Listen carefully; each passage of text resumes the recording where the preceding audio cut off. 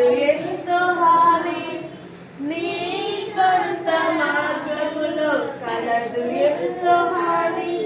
యేసయ్య మార్గములో కలదు ఎంతో హాయి, యేసయ్య మార్గములో కలదు ఎంతో హాయి.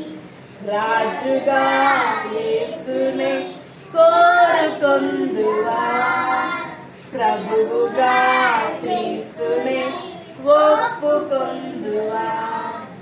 రాజుగా